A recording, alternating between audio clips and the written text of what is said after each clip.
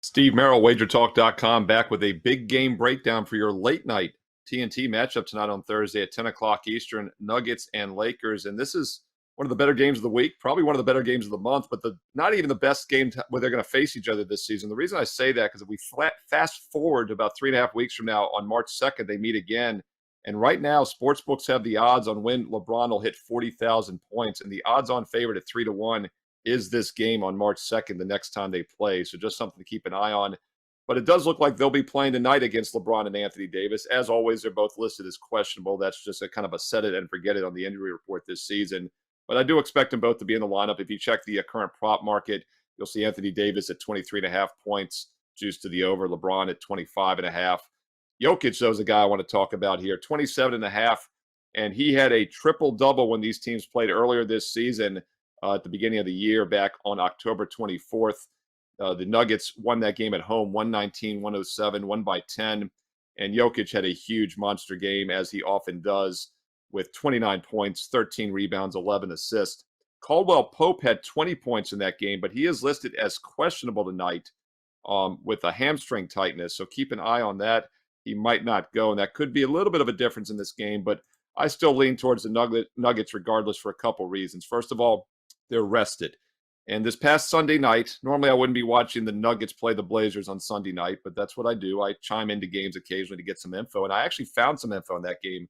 As I turned it on midway, Portland's winning outright despite being a 15-point road dog, and the Nuggets just didn't look that crisp. They had played Portland 2 days earlier on Friday. Maybe they were going through the motions, but they did turn it on in the second half, ended up winning by 9. But something about a month ago when I was watching a Nugget game also jumped out to me. Despite the good start, the defending champs said they were fatigued, and this was back in early January. So it's something I've kind of had on my short list, is looking for reasons to fade Denver. I don't think it applies tonight, though. They have not played since that game on Sunday night. They've had the last 3 days and nights off, so this travel was not much for them. They're well rested, and that's another reason why I think the Jokic triple-double prop is in play tonight against Los Angeles. And this is also, as I mentioned, the national TV game on TNT. And they're going to L.A. Teams get up when they play in New York. They get up when they play in L.A. And Denver is still the better squad. Now, the Lakers are starting to turn it on. I'm aware of that. 3 straight wins on their last 3 of this road trip. But now they return home off that road trip. 6 straight road games. And just a couple days back in L.A., the distractions. Ralph Michaels and I talked about it this summer with baseball. His son Jeff had the great stats about teams underperforming when they return home. And the worst angle in baseball was home dogs after the extended road trip. And the Lakers here are a dog tonight because they're the inferior team. So I think it's a decent fade spot for the Lakers.